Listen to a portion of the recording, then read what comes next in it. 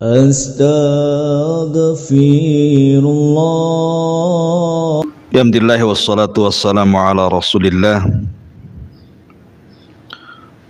wa ala alihi wa sahbihi wa mawalah wa la hawla wa la quwata illa billahi wa ba'du.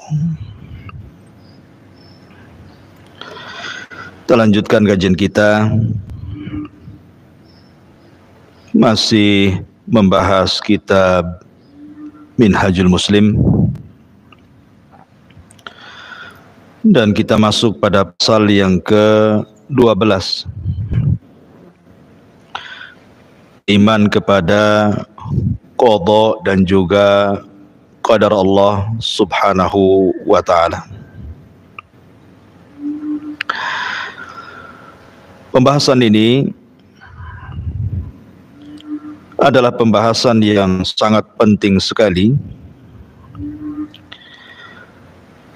karena beriman kepada qada dan qadar Allah subhanahu wa ta'ala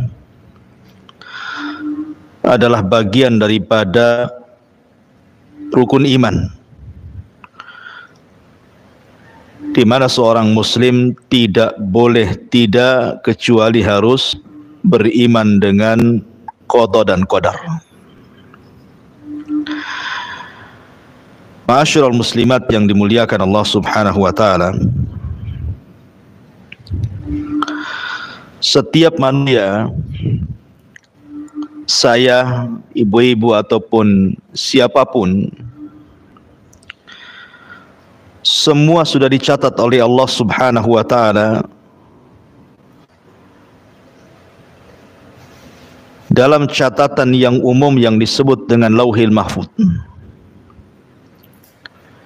Baik kelahirannya, baik rizkinya, baik kebahagiaannya, celakanya, bahkan sampai kepada su'ul khatimah dan husnul khatimah, semua dicatat Allah subhanahu wa ta'ala. Dari sini Allah subhanahu wa ta'ala berfirman dalam surah Al-Qamar ayat 49, Inna kulla syai'in khalaqnahu biqadar. Sesungguhnya kami menciptakan segala sesuatu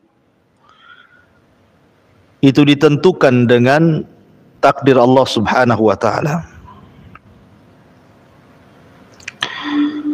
Bahkan tidak ada orang yang lepas daripada catatan takdir. Semua makhluk yang Allah subhanahu wa ta'ala ciptakan, termasuk kita, tidak ada yang lepas daripada takdir Allah subhanahu wa ta'ala.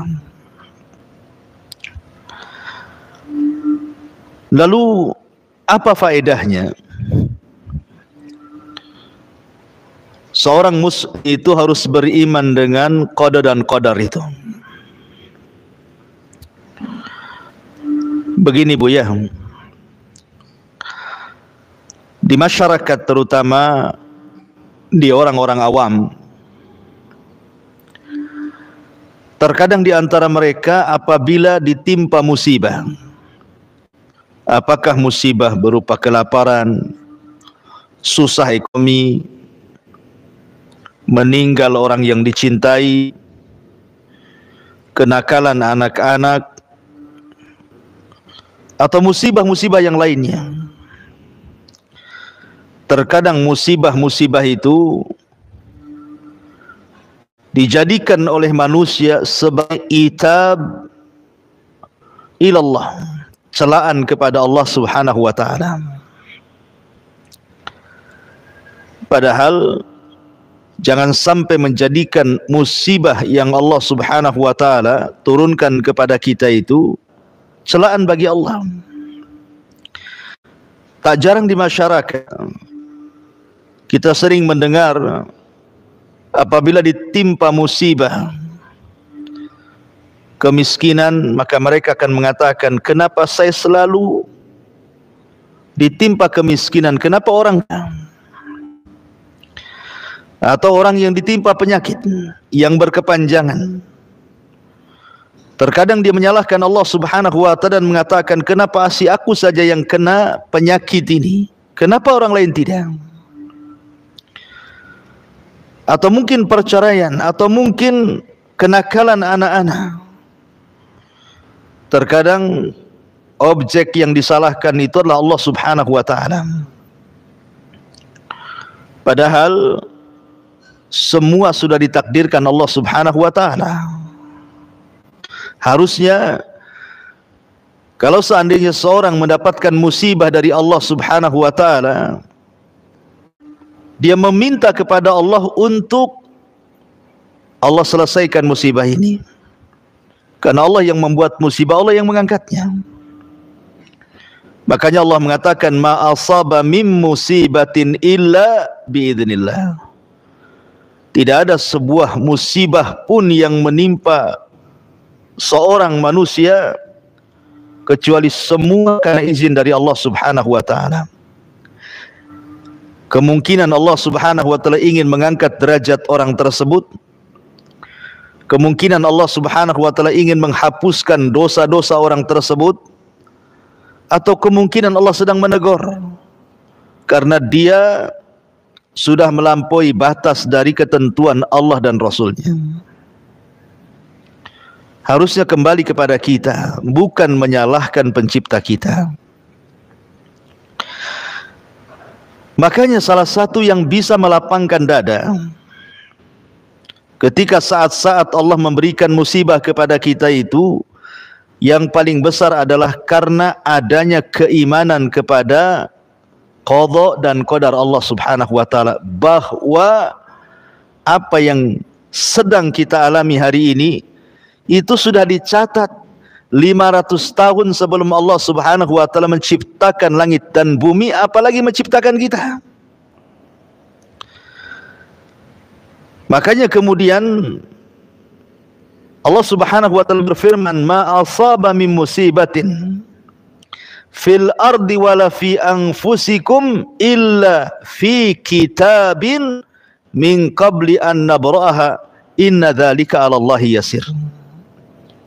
Tiada satupun bencana yang menimpa bumi dan pula yang menimpa pada dirimu, melainkan telah ditulis di dalam kitab Lauhil Mahfuz sebelum kami menciptakannya. Sesungguhnya yang demikian itu mudah bagi Allah Subhanahu wa ta'ala. Jadi kalau seandainya seseorang mengalami musibah, maka orang yang beriman kepada qada dan qadar, maka dia tidak akan terlena dengan kesedihan. Dia tidak akan berterusan sedih terus, tidak mungkin. Ataupun ketika ditimpakan kenikmatan dari Allah Subhanahu wa ta'ala, tidak lantas kemudian dia merasa seolah-olah dia orang yang paling beruntung dan menganggap bahwa kenikmatan itu merupakan tanda sayang Allah kepadanya. Bukan itu. Maka seseorang yang beriman kepada qada dan qadar itu, hatinya akan lapang, Bung. Kalau memang ada musibah yang menimpa, maka dia tidak akan berlarut dengan kesedihan. Dan kalau dia mendapatkan kenikmatan, tidak mungkin bergembira sampai melupakan yang lainnya. Itulah pentingnya beriman dengan qada dan qadar. Contoh, pamannya ibu disakiti oleh teman, disakiti oleh manusia dengan ucapan-ucapannya yang menyakitkan, difitnah, dibuli, dicaci, dimaki, dighibah, atau yang lainnya. Tentu ucapan manusia terkadang menyempitkan dada, Bu. Betapa banyak gara-gara ucapan manusia sempit dadanya, yang kemudian mengakhiri dengan cara ingin membunuh dirinya, atau seolah-olah dia menjadi orang yang tidak berguna, atau mungkin menyalahkan Allah, kenapa aku jadi objek gibahan manusia. Tapi kalau dia beriman dengan qada dan qadar, sesungguhnya yang menimpa hari ini, kenapa orang membicarakan kita, memfitnah kita, boleh jadi sudah ditulis Lauhil Mahfuz 500 tahun sebelum Allah menciptakan langit dan bumi, sehingga kita tenang. Kita tenang, enggak apa-apa mereka ngomong tentangnya. Sudah ditulis Lauhil Mahfuz. Cuman kejadiannya baru sekarang. Makanya kemudian orang yang beriman kepada qada dan qadar itu hatinya tenang. Karena semua sudah ditakdirkan. Semua sudah dicatat. Tidak ada yang meleset bagi Allah. Yakini bahwa apa yang Allah kehendaki, kalaupun manusia tidak berkehendak, pasti terjadi. Apa yang dikehendaki manusia, tapi Allah tidak berkehendak, tidak mungkin terjadi. Tenang, lapang hati kita, Bu. Kalau itu yang tertanam dalam hati kita. Satu dunia orang hendak menyakiti kita, memfitnah kita, membuli kita, silahkan. Kalau memang ditakdirkan oleh Allah Subhanahu wa ta'ala, tidak akan terjadi apapun, ibu pasti selamat. Mau difitnah apapun, kalau Allah tidak berkehendak, ibu celaka, tidak mungkin celaka. Tapi sebaliknya, kalau manusia berkehendak agar ibu tidak celaka, tapi Allah berkehendak ibu celaka, pasti celaka. Jadi beriman kepada takdir itu luar biasa faedahnya. Supaya orang yang bersedih jangan berlarut, orang yang bahagia jangan melampau. Karena semua takdir dari Allah Subhanahu wa ta'ala. Apa masalahnya? Semua sudah ditakdirkan Allah. Orang yang dicintai meninggal, memang sudah ditakdirkan harus meninggal. Kemudian kalau seandainya disempitkan usahanya, memang sudah ditakdirkan sedang disempitkan usahanya. Kalau seandainya ada masalah-masalah yang lain, memang sudah ditakdirkan seperti itu. Tapi ada sebuah keyakinan dalam hati kita, inna ma'al usri yusra. Setiap kesulitan itu pasti akan datang kemudahan. Yakin dengan takdir. Karena orang kalau tidak yakin takdir, ya tadi akhirnya dia menyalahkan Allah, menyalahkan nasibnya, menyalahkan dirinya, seolah-olah dia tidak berguna hidupnya, dan begitu seterusnya. Akhirnya putus asa, setelah putus asa tak jarang mengakhiri dirinya, naudzubillah. Ma'asyiral muslimat yang dimuliakan Allah Subhanahu wa ta'ala, semua sudah dicatat oleh Allah Subhanahu wa ta'ala. Bara ibn Malik radhiyallahu anhu dalam peperangan yang disebut dengan Hadiqatul Maut, kebun kematian, saat peristiwa penyerbuan pasukan Abu Bakar Siddiq radhiyallahu an melawan Musailamah al-Kadzab di sebuah kebun kematian, di mana tentara Musailamah al-Kadzab bersembunyi di kebun, dan kebun itu dibenteng dengan sangat kokoh, tidak bisa ditumbangkan benteng itu. Akhirnya Bara ibn Malik manjat ke atas benteng. Kemudian dia terjun ke balik benteng sambil menyerang penjaga-penjaga benteng, dan dia berhasil membuka benteng sehingga para sahabat masuk dan berhasil menaklukkan tentara Musailamah al-Kadzab. Tapi Bara bin Malik tidak meninggal. Padahal secara logika, Bu, benteng itu dijaga pasukan banyak. Dia loncat ke balik benteng untuk membukakan benteng itu, sehingga dia harus berperan, berhasil membuka benteng. Tapi karena Allah belum mentakdirkan ajalnya, ya selamat dia. Ya, karena karena takdir Allah Subhanahu wa ta'ala. Khalid ibn Walid dalam pembaringannya saat sakit menuju kematiannya, dia mengatakan di hadapan teman-temannya, demi Allah tidak ada sekujur badanku dari kepala sampai kaki melainkan ada bekas panah, bekas tombak, bekas pedang, dan bekas senjata-senjata yang menusuk badanku. Kata Khalid, tapi sekarang aku akan mati dalam pembaringan. Kenapa aku tidak mati di medan perang? Harusnya Khalid itu mati syahid di peperangan. Karena tidak ada sekujur badan kecuali ada bekas sayatan pedang, bekas tusukan tombak, ataupun panah, atau senjata-senjata perang. Tapi Allah tidak takdirkan dia mati dalam peperangan. Justru Khalid ibn Walid meninggal dalam pembaringan. Takdir tidak lepas dari takdir Allah subhanahu wa ta'ala. Ma'asyiral muslimin yang dimuliakan, muslimat yang dimuliakan Allah subhanahu wa ta'ala, Umar bin Khattab radhiyallahu an, ketika menjelang ajalnya, atau dia menghendaki ajalnya, dia menghendaki kalau seandainya ajalnya itu ingin di atas kesyahidan dan ingin meninggal di tempat yang di tempatnya situ tempat hijrah Nabi. Jadi berdoa setiap hari, ya Allah, wafatkan aku dengan mati syahid di tempat hijrah Nabi. Itulah doanya Umar bin Khattab radhiyallahu anhu. Logika, Bu, di zaman Umar bin Khattab kekuasaan kaum muslimin itu sampai ke daratan Persia, bahkan menguasai sebagian Romawi. Kekuatan Islam luar biasa di zaman Umar bin Khattab radhiyallahu anhu, di atas keemasan. Siapa yang berani menyerang ibu kota Madinah?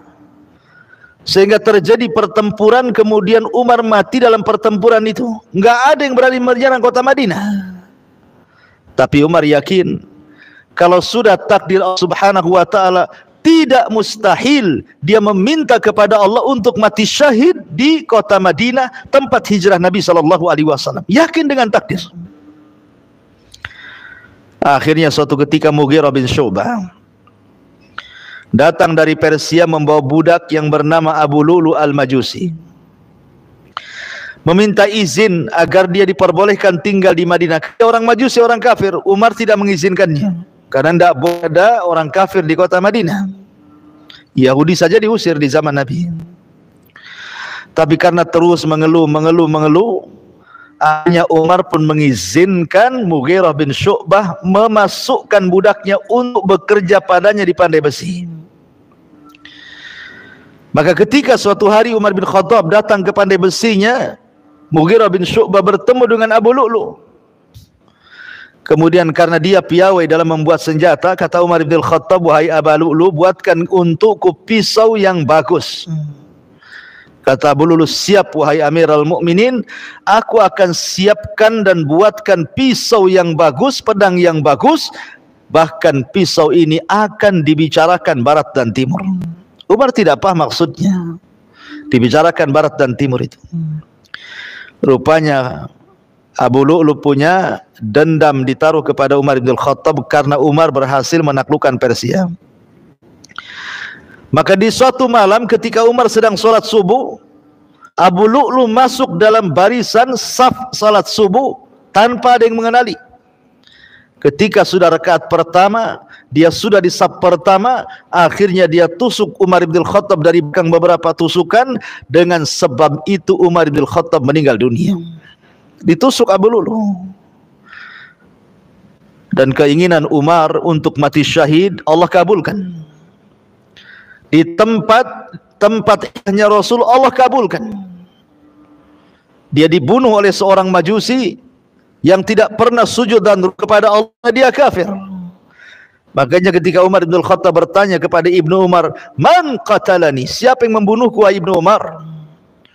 Maka putranya mengatakan, Abu Lu'lu ya abi, Abu Lu'lu ya abi. Kata Umar, apakah budaknya Mughirah? Iya, kata Ibnu Umar. Umar pun dengan bangga dan senangnya menengadahkan tangan ke langit dan mengatakan, alhamdulillah alladzi qatalani lam yu'min billahi aw lam yasjud lillahi walau kana sajdah. Segala puja dan puji hanya milik Allah yang telah membunuhku adalah seorang laki-laki yang tidak pernah sujud walaupun satu kali sujud, alias mati syahid. Kenapa Umar yakinnya dia berdoa seperti itu, ingin mati syahid, ingin meninggal di kota tempat hijrahnya Rasul, karena Umar itu yakin dengan qadar, yakin dengan takdir. Kalau Allah takdirkan bisa terjadi kan, walaupun itu mustahil. Kan mustahil Umar akan perang gitu ya di kota Madinah. Siapa yang berani merangi Madinah? Tapi yang namanya qada dan takdir itu tidak ada yang mustahil. Semua sudah dicatat di Lauhil Mahfuz. Rizki seseorang sudah dicatat, umur seseorang sudah dicatat. Jadi kalau sudah dicatat seperti rizki sudah dicatat, lah buat apa merampok? Buat apa mencuri? Buat apa takut dengan rizki? Takut dengan kejahatan, takut dengan PHK, takut dengan gulung tikar. Kemudian berbuat maksiat, harus merampok, harus mencuri, harus korupsi. Bukankah Allah sudah mentakdirkan manusia itu takdir rizkinya masing-masing, bahkan tidak akan diwafatkan kecuali disempurnakan rizkinya. Makanya sering saya ceritakan, ketika ada seorang pengemis datang ke rumah Ali radhiyallahu an, kemudian Ali radhiyallahu an menjanjikan akan memberikan 4 dirham atau 4 dinar. Tapi Ali lupa meletakkan 4 dirham itu di mana letaknya. Karena kelamaan, maka sang pengemis ini pulang dan mencuri pelana kuda Ali. Setelah pergi, akhirnya uang itu baru ingat ada di mana. Setelah diambil uang itu, kemudian keluar hendak dari pengemis tadi, pengemisnya pula sudah pergi. Akhirnya kemudian datanglah pembantu Ali radhiyallahu anhu dan mengatakan, "Ya Amirul Mukminin, pelana kuda kita ada yang curi. Dia hilang di atas kudanya." Maka Ali radhiyallahu anhu mengatakan, "Kalau begitu aku memiliki 4 dirham. Kau ke pasar, belilah pelana baru." Akhirnya kemudian pembantunya Ali pun berangkat untuk mencari pelana baru dan membeli di pasar dengan uang 4 dirham itu, atau 4 dirham itu. Dapatlah ada orang yang menjual pelana. Rupanya yang menjual pelana itu adalah pencuri tadi, karena memang pencuri ini tidak mau pelana, dia mau uang, makanya dijual. Rupanya ketika dia menjual pelana, ketemu pula dengan pembantunya Ali dan tidak tahu kalau itu pelana kudanya Ali yang dicuri. Setelah tawar-menawar, jatuhnya 4 dirham. Pulanglah pembantu Ali ini dan memberitahu Amirul Mukminin bahwa sudah membeli pelana. Tiba-tiba Ali radhiyallahu an ketika melihat pelana itu, dia mengatakan, "Bukankah ini kita yang hilang? Siapa yang mencurinya? Dari mana kau membelinya? Bagaimana sifat-sifatnya?" Maka kemudian khadimnya Ali mengatakan, "Saya beli di orang yang sifat-sifatnya seperti ini, seperti itu." Kata Ali radhiyallahu an, "Allahu Akbar, Allahu Akbar Ali. Sungguh dia telah bersegera dalam kemaksiatan. Kalau dia mau sabar, tentu dia mendapatkan 4 dirham dengan cara yang halal. Tapi karena dia tidak sabar, dia pun mendapatkan uang 4 dirham dengan cara yang berdosa. Sama-sama 4 dirham. Kalau dia mau sabar, Ali akan memberikan secara tulus. Tapi karena dia tidak sabar, dia mencuri. Kemudian dia pun sama dapat uang yang akan diberikan Ali radhiyallahu an, sama-sama 4 dirham. Jadi kalau memang rizki Allah itu 4 dirham, mau cari dengan cara halal, mau cari dengan cara haram, pun segitu, karena sudah ditetapkan rizki atas Lauhil Mahfuz. Kenapa harus tergesa-gesa mencari yang haram? Kenapa tidak yang halal? Kenapa tergesa-gesa harus maksiat? Kenapa tidak mencari yang taat? Bukankah hasilnya juga sama? Itu karena tidak yakin dengan qada dan qadar subhanahu wa ta'ala. Orang yang merampok, orang yang mencuri, orang yang berbuat jahat itu karena tidak paham dengan qada dan qadar Allah subhanahu wa ta'ala. Tidak tenang hatinya. Makanya dia berusaha untuk melakukan maksiat karena dalam benaknya dia tidak yakin dengan takdir Allah Subhanahu wa taala. Ma'asyiral muslimat yang dimuliakan Allah Subhanahu wa taala. Perhatikan, kalau kita cerita iman dengan qada dan Allah Azza wa Jalla, maka beriman kepada qada dan qadar itu mencakup 4 perkara. Beriman kepada qada dan qadar itu mencakup 4 perkara. Siapa yang mengimani 4 perkara dan paham dengan 4 perkara ini, berarti dia telah beriman kepada qada dan qadar. Siapa yang mengingkari 1 dari 4 perkara ini, maka dia telah mengingkari qada dan qadar Allah Subhanahu wa taala. Apa saja 4 perkara ini? Yang pertama, al-ilmu. Ilmu. Beriman bahwa Allah Subhanahu wa taala alim, memiliki pengetahuan segala sesuatu makhluk yang diciptakannya, baik secara global ataupun secara perinci. Jadi Allah Subhanahu wa taala Maha tahu yang telah, yang sedang, yang akan datang, bahkan kalau seandainya terjadi sesuatu yang mustahil sekalipun, pasti Allah tahu. Itulah pengetahuan Allah Subhanahu wa taala. Allah Maha tahu. Tahu kebutuhan kita itu apa, Allah tahu.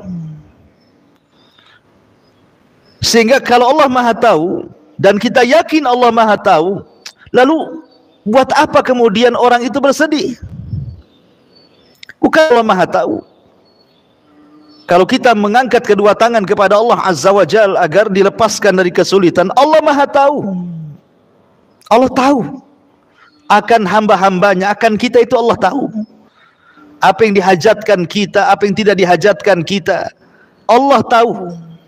Sehingga ketika kita memiliki keyakinan bahwa Allah mengetahui atas segala sesuatu, tenang kita.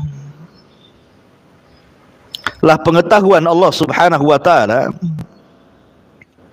dituangkan dalam catatan, dan tidak semuanya, sebagian pengetahuannya diletakkan dalam catatan Allah Subhanahu wa taala yang diletakkan di Lauhil Mahfuz.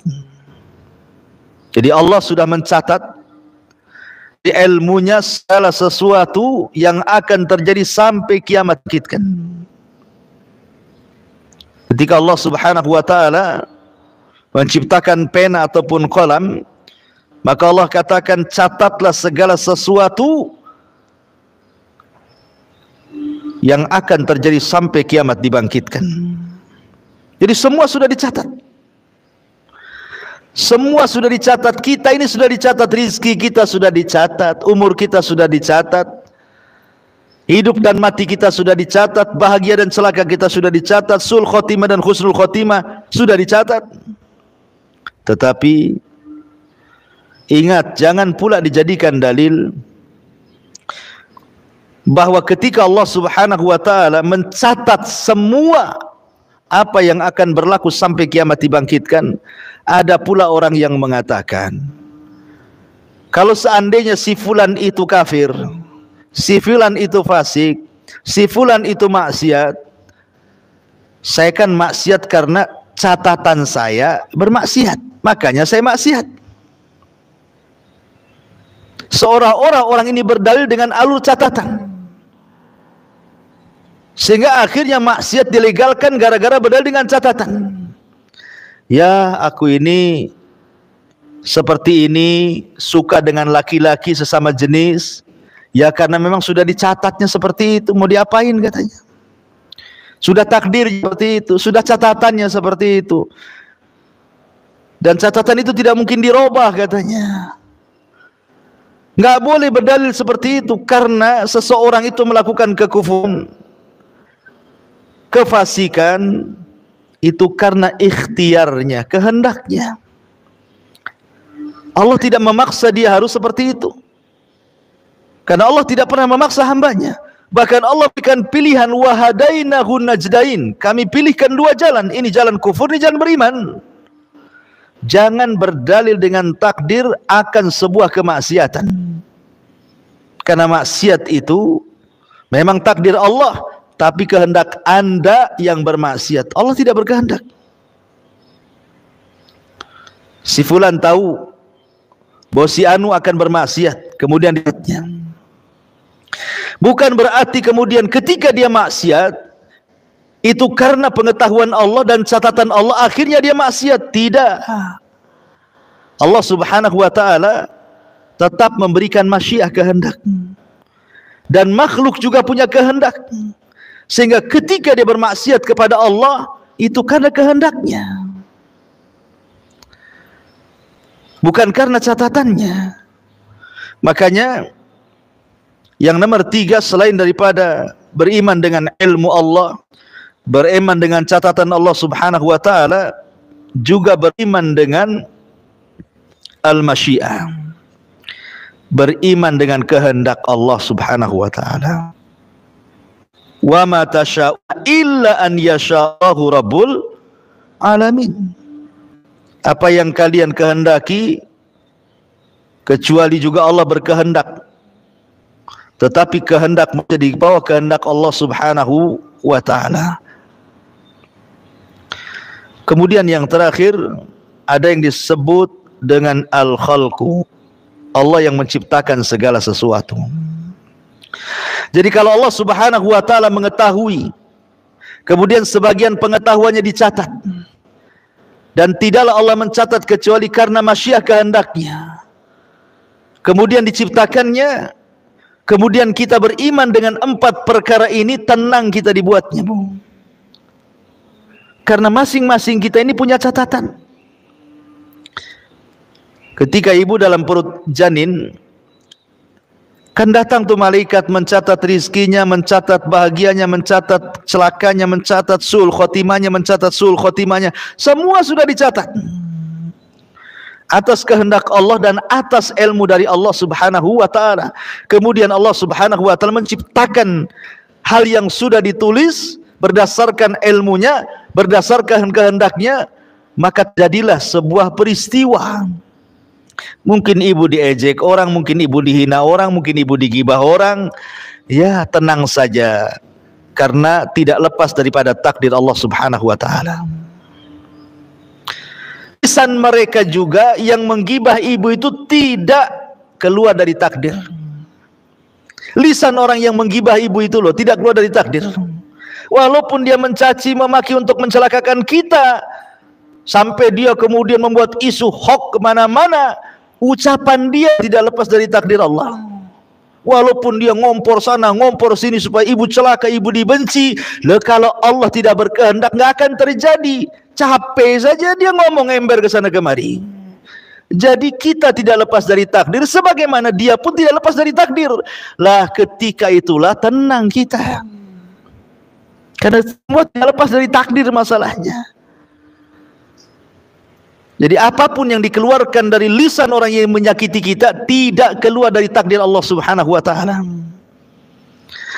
Ma'asyiral muslimat yang dimuliakan Allah subhanahu wa ta'ala, maka penting sekali beriman dengan qada dan qadar Allah subhanahu wa ta'ala, karena semua sudah dicatat dalam takdirnya. Ada yang disebut dengan takdir am, takdir umum, dan itu semua ditulis lauhil mahfud. Kita ada di situ, Abu Bakar ada di situ, Nabi ada di situ, semua ada di situ. Itu takdir am namanya, takdir umum. Tapi kita punya takdir khusus yang disebut dengan takdir al-umri. Ketika kita berada di perut ibu kita 4 bulan, maka datang malaikat, kemudian yu'mar bi arba'i kalimat, diperintahkan untuk mencatat 4 perkara. Bikatbi rizkihi, rizkinya, wa ajalihi, ajalnya, wa amalihi, amalannya, wa syakiyin au sa'idin, celaka dan bahagianya, sul khotimah dan husnul khotimahnya, semua sudah dicatat. Jadi ada catatan khusus, hanya kita saja yang dicatat dari mulai lahir sampai mati. Ada catatan umum, kita bergabung dengan Umar, Abu Bakar, Utsman, Ali dan sahabat-sahabat dan juga para mazhab Syafi'i, Ahmad dan semua manusia dikumpulkan dalam satu catatan umum namanya. Tapi ada catatan khusus. Catatan kita saja. Lah catatan umum itulah yang nanti kita akan dipermalukan di hadapan manusia di padang mahsyar. Karena kita akan digabungkan dengan orang-orang baik, digabungkan dengan para nabi, digabungkan dengan para sahabat, digabungkan dengan para tabi'in, digabungkan dengan para tabi'in, digabungkan dengan para madzhabul arba, digabungkan dengan para orang-orang saleh, para siddiqun dan begitu seterusnya. Nanti akan terjadi pembacaan catatan umum itu. Baru kita sadar, duhai kiranya apalah aku dibandingkan Abu Bakar, dibandingkan Umar. Gak ada apa-apanya. Itu catatan umum. Malu kita dibuatnya di hadapan manusia. Tapi ada catatan khusus yang Allah Subhanahu wa taala mengatakan, Iqra kitabak, baca catatanmu. Baca catatanmu. Kalau dia mengambil dengan tangan kanannya, dengan bangganya dia mengatakan, ha umuqra'u kitabiyah. Oh, dengan bangganya dia mengatakan, baca-baca ini catatanku nih. Semua baik. Tapi bagi yang mengambil dengan tangan kiri atau di belakang punggungnya, dia benci untuk mengambil karena dia tahu isi. Nah, itu namanya takdir umri. Ada takdir sanawi yang diturunkan setiap malam Lailatul Qadar. Setahun yang akan datang dari malam Lailatul Qadar itu diperbaharui lagi takdirnya. Kemudian ada takdir harian yang disebut dengan al-yaumi, di mana Allah mengatakan kulla yaumin huwa fi sya'an. Allah itu setiap hari penuh dengan kesibukan, di mana Allah membuat seseorang sakit, membuat seseorang sembuh, membuat seseorang hidup, membuat seseorang mati, membuat seseorang kaya, membuat seseorang miskin, membuat seseorang gembira, membuat seseorang sedih, membuat orang tertawa, orang menangis. Setiap hari Allah itu sibuk. Itu namanya takdir yaumi. Ya. Lah hal-hal yang seperti ini harus diimani. Ma'asyiral muslimat yang dimuliakan Allah Subhanahu wa taala, tapi takdir Allah itu perkara gaib. Maka disebutkan di sini, wa indahu mafatihul ghaibi la ya'lamuha illahu wa ya'lamu ma fil barri wal bahri wa ma tasqutu min waraqatin illa ya'lamuha wa la habatin fi dhulumatil ardi wa la ratbin wa la yabisin illa fi kitabim mubin. Dan pada sisi Allah kunci-kunci semua yang gaib, tak ada yang mengetahuinya kecuali Dia sendiri. Dan Dia mengetahui apa yang ada di daratan, yang ada di lautan, dan tidak ada helai daun pun yang gugur melainkan Dia mengetahuinya, dan tidak jatuh sebutir biji pun dalam kehidupan bumi kecuali Dia mengetahuinya. Bahkan sesuatu yang basah dan yang kering melainkan tertulis dalam kitab yang nyata di Lauhil Mahfuz. Kita tidak tahu takdir kita, karena wa indahu mafatihul ghaib. Di sisi Allah lah kunci-kunci segaiban, termasuk takdir manusia itu gaib bagi kita. Karena Dia gaib kita, Bu, maka jangan berdalil dengan takdir. Ada seorang sahabat datang kepada Nabi SAW, ya Rasulullah, kalau saya takdirnya di neraka, buat apalah aku beramal? Buat apalah aku capek-capek sholat, capek-capek puasa, mengeluarkan harta zakat, toh nanti juga takdirnya masuk neraka, ya masuk neraka juga, nggak ngaruh sholatnya. Ataupun sebaliknya, orang ini hendak berdalil dengan takdir. Sama dengan orang sekarang kan itu. Ketika dia punya penyakit LGBT umpamanya, kan suka sesama jenis atau lesbi, kemudian kita ingatkan itu perbuatan kaum Lut, bahaya, akan dilaknat, kau akan masuk neraka. Apa katanya? Ini sudah takdirnya Ustaz, sudah takdir, sudah ditulis Lauhil Mahfuz. Anda tahu emang kapan ropong Lauhil Mahfuz sehingga Anda takdirnya seperti itu? Anda itu punya penyakit seperti itu karena kehendak Anda. Kalau Anda berusaha untuk sembuh, bisa sembuh, kan itu bukan takdir. Makanya kenapa Nabi SAW menepis hujah takdir itu di hadapan para sahabat, dan Rasul mengatakan, kalian lo tidak tahu isi takdir itu apa. Kata Nabi SAW, fakullun muyassarun lima khuliqalahu. Fakullun muyassarun lima khuliqalahu. Kalian semua sudahlah, i'malu, beramallah, kalian akan dimudahkan sesuai dengan apa yang telah diciptakan kepada kalian, ditakdirkan kepada kalian. Kalian akan dimudahkan sesuai dengan takdir kalian. I'malu, beramal saja.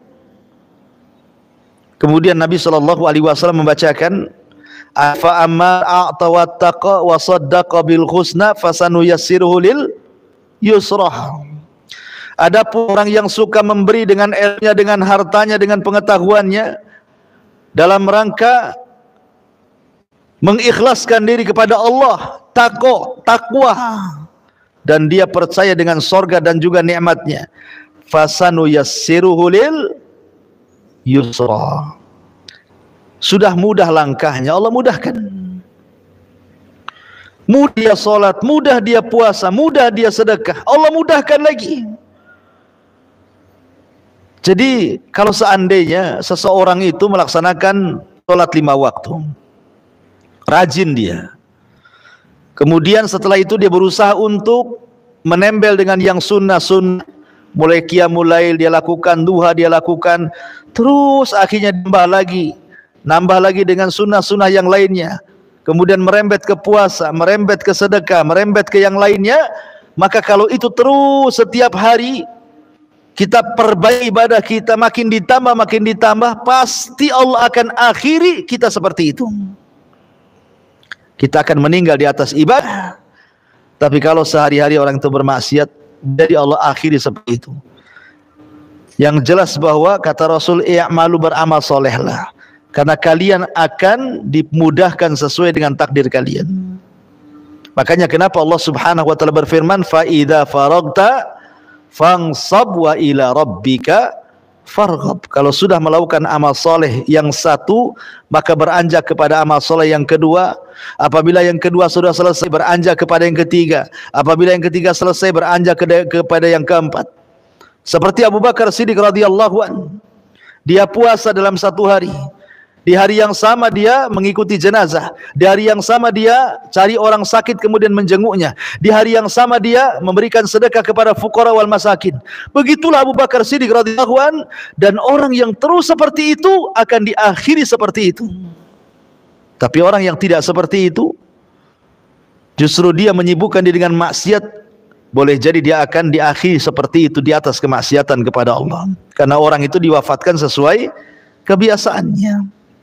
Lah karena kita tidak tahu takdir Allah seperti apa, maka cukuplah kita beramal. Tidak usah menerka-nerka takdir saya di neraka, takdir saya di sorga, takdir saya begini, takdir saya begitu. Emang karena Anda melihat, meneropong lauhil mahfuz sehingga tahu isinya yang Allah takdirkan kepada kita. Ingat, semua adalah kegaiban, dan itu hanya Allah Subhanahu wa taala yang tahu.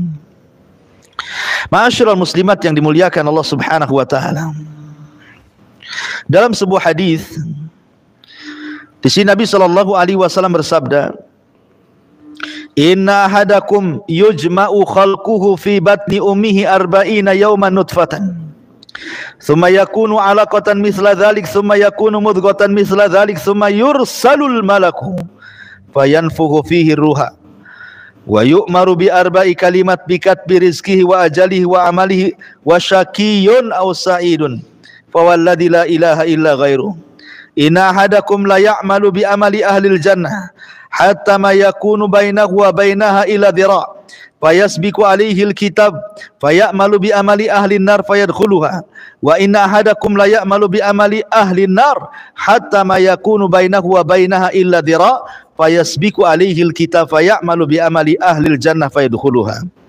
Sesungguhnya kata Rasul, setiap kamu dikumpulkan penciptaannya dalam perut ibumu selama 40 hari dalam kondisi segumpal sperma, kemudian menjadi segumpal darah, selama 40 hari berikutnya, kemudian menjadi segumpal daging selama 40 hari berikutnya, artinya genap 4 bulan.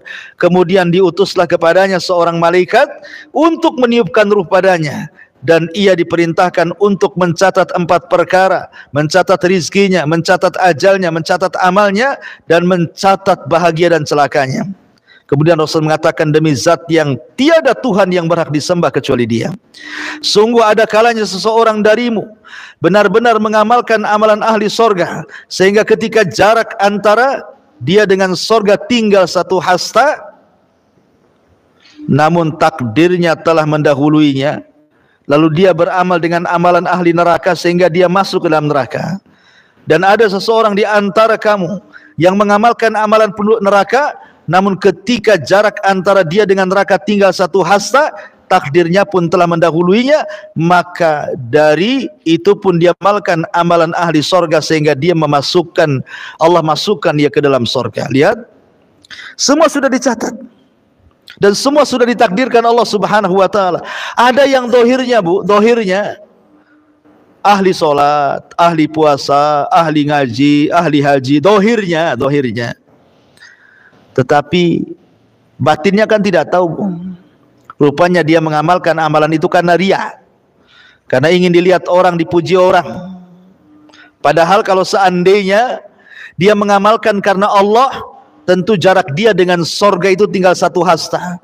Tapi karena amalan yang ia lakukan itu dalam rangka riya, akhirnya yang tinggal 1 hasta itu tidak menjadikan dia masuk sorga, justru dia masuk neraka.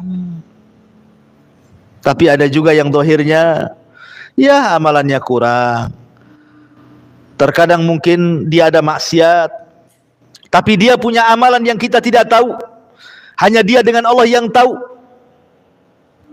Mungkin amalan itu sangat ikhlas dan sangat berharga bagi dia di hadapan Allah. Rupanya yang kita anggap dia biasa-biasa saja, terkadang maksiat, dimasukkan pula ke dalam sorga, padahal maksiat dia itu sudah mendekatkan dia tinggal 1 hasta ke neraka. Kita tidak tahu, semua takdir Allah Subhanahu wa ta'ala.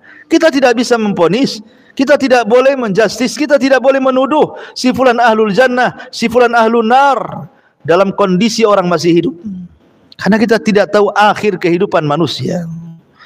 Ma'asyiral muslimat yang dimuliakan Allah Subhanahu wa ta'ala, makanya manusia itu saat detik-detik wafat, kenapa manusia itu bisa su'ul khotimah, Bu? Orang yang detik-detik wafat, kenapa sih orang itu ada yang sampai su'ul khotimah?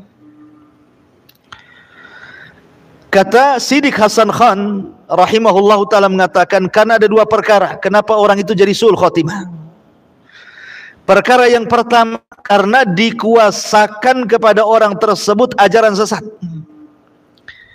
Boleh jadi ketika di dunia dia mempelajari filsafat sesat, mengotak-ngatik Allah, mengotak-ngatik zat Allah sampai bingung, sehingga ketika sakaratul maut dia bingung dengan Tuhannya, karena semasa hidupnya suka mengutak-ngatik Tuhannya itu.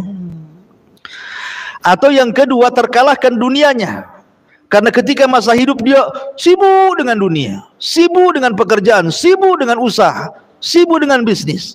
Ketika sakaratul maut, yang diwasiatkan kepada anak-anaknya, nak, kalau ibumu mati, ayahmu mati, jaga tuh perusahaan yang sebelah sana. Nah, kalau seandainya ibumu sehat, tidak jadi mati, bapakmu sehat, tidak jadi mati, kita jalan-jalan ke Singapura, kita jalan-jalan ke Australia, kita jalan-jalan ke mana? Harusnya dia ngomong, nak, kalau seandainya kita sehat, yuk kita haji, yuk kita umrah, yuk kita sedekah. Harusnya kan begitu.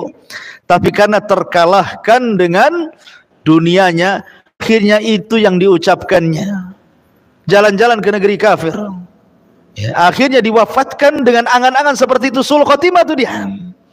Makanya Rasul mengatakan, i'malu fakullun muyassarul lima khuliqa. Sudah, banyak beramal solehlah, supaya jangan diakhiri dengan su'ul khatimah. Kemudian hadis yang kedua yang dicantumkan mu'alif rahimahullahu ta'ala, hadis Ibnu Abbas radhiyallahu anhu. Suatu ketika Abdullah ibn Abbas ini berboncengan dengan Nabi SAW, kemudian Rasul menasihati Abdullah ibn Abbas, ya gulam, inni uallimuka kalimatin ihfadillah yahfadka, ihfadillah tajidhu tujahak, idza sa'alta fas'alillah wa idza sta'anta fasta'in billah, wa'lam annal ummata law istama'at ala an yanfa'uka bi syai'in lam yanfa'uka illa bi syai'in qad katabahu Allahu lak, walau istama'u ala an yadurruka bi syai'in lam yadurruka illa bi syai'in qad katabahu Allahu alaik, rufi'atil aqlam wa jaffatis suhuf. Hai anakku, kata Rasul, sesungguhnya aku akan mengajarkan kepadamu beberapa kalimat. Jagalah perintah Allah, jagalah larangan Allah, niscaya Dia memeliharamu.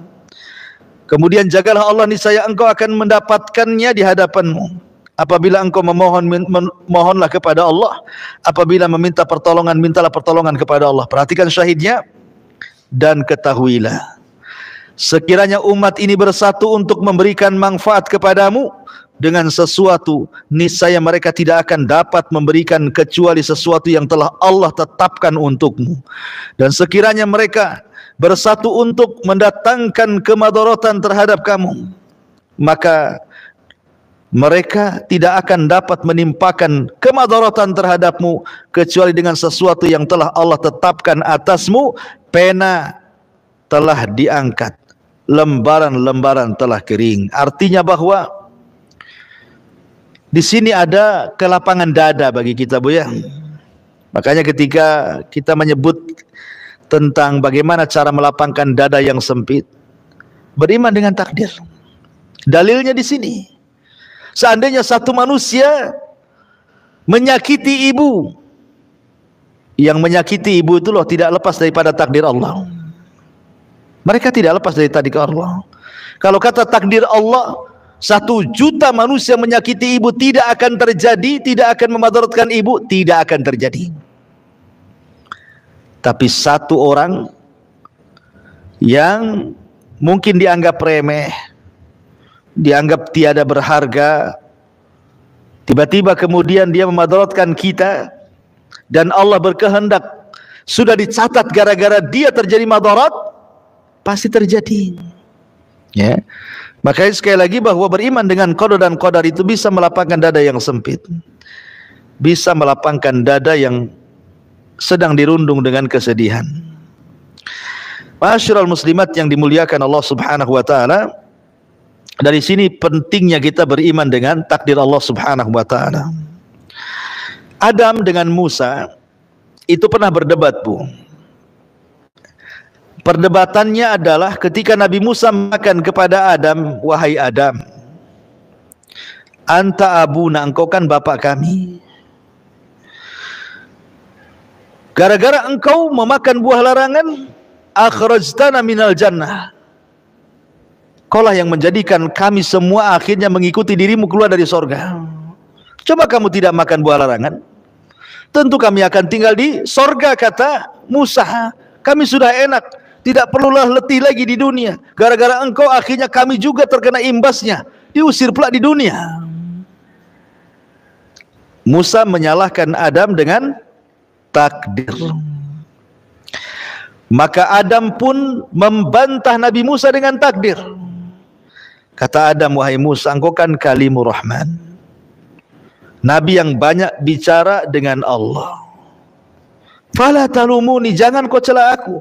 Saya ingin tanya kepadamu, adakah dalam kitab Tauratmu bahwa Adam akan maksiat kemudian akan terusir dari sorga? Ada enggak dalam kitab Tauratmu kalimat seperti itu?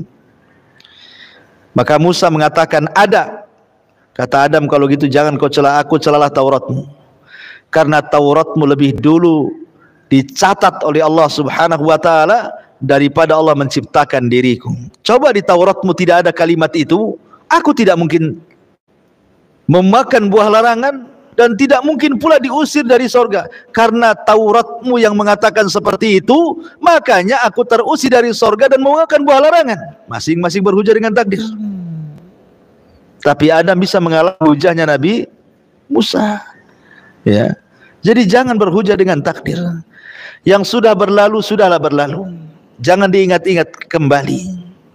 Itu semua tidak lepas dari takdir Allah Subhanahu wa taala. Nah, sekarang ini hadapi masa depan. Yang sekarang, yang lalu ya sudahlah berlalu. Ma'asyiral muslimat yang dimuliakan Allah Subhanahu wa taala, sehingga seseorang itu dilarang berhujah dengan takdir. Karena orang itu berbuat sesuai kehendak kita.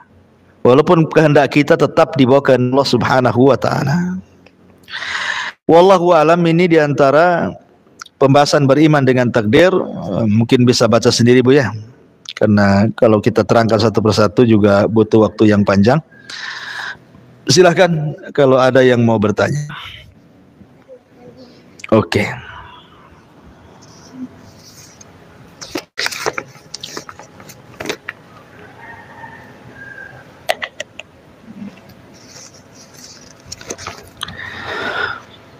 Ustadz, Allah memberi akal pikiran kepada manusia untuk menjalani kehidupan. Apakah setiap keputusan yang kita ambil dalam hidup ini akhirnya menjadi takdir kita? Apa takdir bisa diubah dengan doa? Iya, alhamdulillah. Ada hadis yang mengatakan la yaruddul qada illa doa. Tidak ada yang bisa merubah ketentuan Allah kecuali dengan doa. Tapi doa yang merubah ketentuan itu bukan yang di Lauhil Mahfuz, tapi ketentuan yang di tangan malaikat. Yang di tangan malaikat bisa berubah. Umpamanya ketika Lailatul Qadar, setahun yang akan datang dicatat malaikat, usianya orang ini tinggal 5 tahun lagi, atau 2 tahun lagi, atau 1 tahun lagi. Kemudian karena banyak berdoa minta dipanjangkan usia, akhirnya kemudian tidak jadi dan Allah tambah usianya. Jadi catatan yang berubah itu catatan yang dipegang para malaikat, bukan catatan umum yang ada di Lauhil Mahfuz. Lalu apakah setiap keputusan yang kita ambil dalam hidup ini akhirnya menjadi takdir kita? Begini Bu ya, Allah Subhanahu wa taala sudah membuat 2 jalan. Satu jalan hidayah, satu jalan kesesatan. Satu jalan maksiat, satu jalan ketaatan. Wa hadainahun najdain. Kemudian Allah Subhanahu wa taala membekali kita dalam menghadapi 2 jalan itu dengan berbagai macam bekal. Mulai dari kedua mata bisa melihat, kedua telinga bisa mendengar, lisan bisa bicara, tangan bisa bergerak, kaki bisa melangkah, otak bisa berpikir, perasaan bisa merasa. Kemudian Allah Subhanahu wa taala berikan kehendak untuk memilih. Untuk memilih. Kalau seandainya dia memilih jalan ke neraka, jangan salahkan catatan. Mungkin catatan saya sudah jadi neraka. Tidak, Anda memilih dengan kehendak. Karena ketika kita dihadapkan antara air dan api, kita tahu mana yang panas, mana yang tidak. Tak mungkin memegang api jelas-jelas panas. Lah kita sudah tahu ini yang baik ke surga, ini yang baik ke neraka, tapi karena hawa nafsunya dia pilih yang tidak baik, akhirnya menuju jalan ke neraka. Maka setiap keputusan itu akan jadi takdir kita. Ya, ingat, setiap keputusan kita itu akan jadi takdir kita. Hati-hati ketika memberikan putusan, karena kita diberikan kehendak. Walaupun kehendak kita tetap di atas kehendak Allah. Allah menciptakan syaitan, Allah menciptakan iblis. Syaitan, iblis, atau orang-orang jahat seperti Fir'aun, Namrud dan yang semacamnya, semua ciptaan Allah Subhanahu wa taala. Tapi apakah kemudian syaitan sesat itu karena mengikuti catatan? Iblis itu sesat karena mengikuti catatan? Tidak. Makanya kemudian iblis menyalahkan Allah, fabima aghwaytani, karena engkau sudah menyesatkan aku. Siapa yang menyesatkan kamu? Allah tidak menyesatkan iblis. Iblis yang mau sesat sendiri. Tapi iblis menyalahkan Allah, fabima aghwaytani, gara-gara engkau aku sesat, kata iblis. Dia yang mau sesat sendiri kok Allah disalahkan. Kan Allah Subhanahu wa taala sudah memberikan jalan terbaik bagi iblis. Jin yang soleh, tapi gara-gara hasad dia tersesat sendiri. Akhirnya dia menentang perintah Allah Subhanahu wa taala, kemudian menghasut Adam dan Hawa. Jadi setiap keputusan yang kita ambil dalam hidup ini bisa jadi takdir kita. Maka hati-hati dalam memberikan keputusan, ya. Wallahu a'lam. Taib, Ustadz, apakah seseorang wanita bisa mendapatkan pahala salat syuruk? Bisa. Hadis tentang keutamaan syuruk mencakup laki-laki dan wanita. Cuman ibu kan bisa di rumah. Habis subuh ibu nggak usah beranjak dari tempat, sholat ibu, ngaji, zikir, nunggu sampai jam 6, ketika matahari meninggi 1 tombak ibu sholat 2 rakaat. Maka pahalanya sama dengan haji dan umroh secara sempurna. Kalau laki-laki di masjid. Jika takdir sudah ditentukan dalam catatan, apakah cara menuju takdir itu Allah tentukan juga atau tergantung dari usaha dan kehendak manusia tersebut? Pertama, kita tidak tahu takdir kita apa. Tetapi Rasul mengatakan i'du, berarti di sini disuruh kita usaha, Bu. Usaha. Maka barang siapa yang suka memberi, kemudian bertakwa, kemudian membenarkan, surga usahanya sudah mudah. Dia mudah sholat, mudah amal soleh, mudah puasa, mudah zakat, Allah mudahkan lagi. Tapi kalau orang itu sudah sulit sholat, sulit puasa, malas haji, malas zakat, malah maksiat, maka Allah persulit lagi dia untuk beribadah. Dan kita bisa rasakan kan, Bu? Coba lagi nih logikanya, Bu, ya. Ibu ibadah, coba dari sekarang baca Quran, pagi, siang, sore baca Quran, malam tahajud, pagi duha, kemudian suka datang ke majelis ta'lim. Itu semangat ibadah itu setiap hari akan meningkat, Bu. Karena iman itu bertambah dan berkurang. Iman itu bertambah dan berkurang. Tapi ketika ibu kemudian tidak istiqomah dalam ibadah, tiba-tiba kemudian bermaksiat kepada Allah Azza wa Jalla, maka untuk mengawali ibadah itu terasa malas, walaupun sudah bertobat. Maunya maksiat terus, karena apa? Didorong-dorong setan, kok maksiat saja, nggak usah kok ibadah. Akhirnya ketika dia mengikuti hawa nafsunya bermaksiat terus, boleh jadi diakhiri dengan maksiatnya. Tapi orang yang terus istiqomah, berusaha istiqomah, maka diakhiri dengan ibadah. Ya, jadi sekali lagi bahwa digantungkan atas usaha kita. Usaha kita mendekatkan diri kepada Allah Azza wa Jal dan tidak menyandarkan kepada takdir Allah Subhanahu wa taala, karena kita tidak tahu takdir kita itu apa masalahnya. Ya. Taib. Bagaimana upaya kita agar benar-benar ridha dengan takdir dari Allah yang tidak menyenangkan, tidak teringat lagi dengan orang-orang yang menyakiti, melukai, bisa melupakan dengan sikapnya. Iya, saya katakan tadi, satu, manusia berbicara itu karena takdir,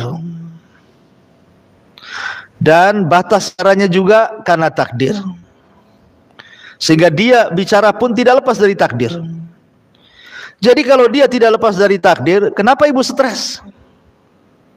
Ketika dia mencaci maki ibu itu lihat tidak lepas dari takdir. Dan kalau Allah tidak berkehendak, maka tidak mungkin terjadi apa yang difitnahkan itu. Walaupun ibu difitnah macam-macam, ini itu, silakan memfitnah. Kalau memang takdirnya tidak seperti itu, tidak akan terjadi kecelakaan. Yang kedua, supaya mudah hilangkan dan tidak mengingat, selain daripada yakin dengan takdir Allah Subhanahu wa taala, bahwa sebelum orang itu mengucapkan sesuatu kepada kita, Allah sudah mencatat di Lauhil Mahfuz sebelum Allah menciptakan langit dan bumi. Kemudian berusaha untuk menghindar dan menyibukkan dengan perkara-perkara yang bisa melupakan. Disibukkan dengan ibadah, disibukkan dengan zikir, disibukkan dengan ya hal-hal yang positif supaya lupa, ya kan? Supaya lupa. Tapi yang jelas bahwa ucapan manusia itu tidak lepas daripada takdir. Paling tinggi ucapan manusia itu tetap masih di dalam takdir Allah Subhanahu wa taala. Jadi ibu jangan khawatir. Tidak akan mungkin terjadi apa yang difitnahkan itu kalau memang takdirnya tidak akan terjadi. Bagaimana dengan ucapan semoga husnul khatimah kepada orang yang sudah meninggal? Boleh kalau dalam rangka doa. Dalam rangka doa boleh. Mudah-mudahan aku memang lihat orang itu baik semasa hidupnya. Mudah-mudahan dia diangkat derajatnya, didekatkan dengan Allah, dimudahkan hisabnya, dimasukkan ke dalam surga. Enggak apa-apa. Itu kan doa. Selama dia mati dalam kondisi beriman, kecuali mati kafir enggak boleh. Ya. Kemudian yang terakhir, bolehkah baca doa witir di luar Ramadan? Maksudnya doa kunut witir itu ya, karena di situ ada doa mohon supaya terhindar dari takdir buruk. Bolehkah baca doa witir di luar Ramadan? Maksudnya apa ini kunut witir ya?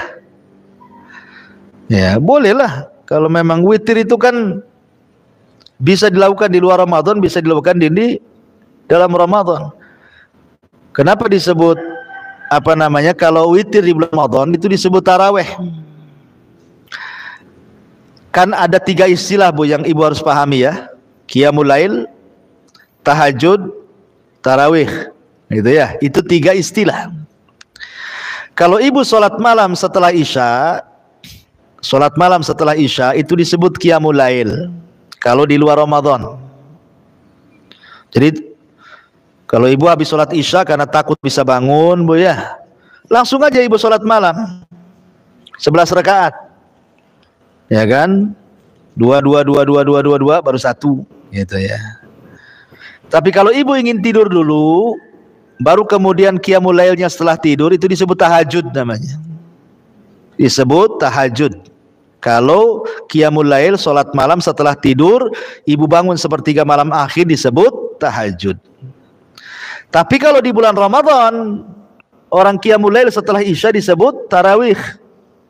Nah itu ya Bu ya, itu namanya istilah-istilah yang disebutkan para ulama.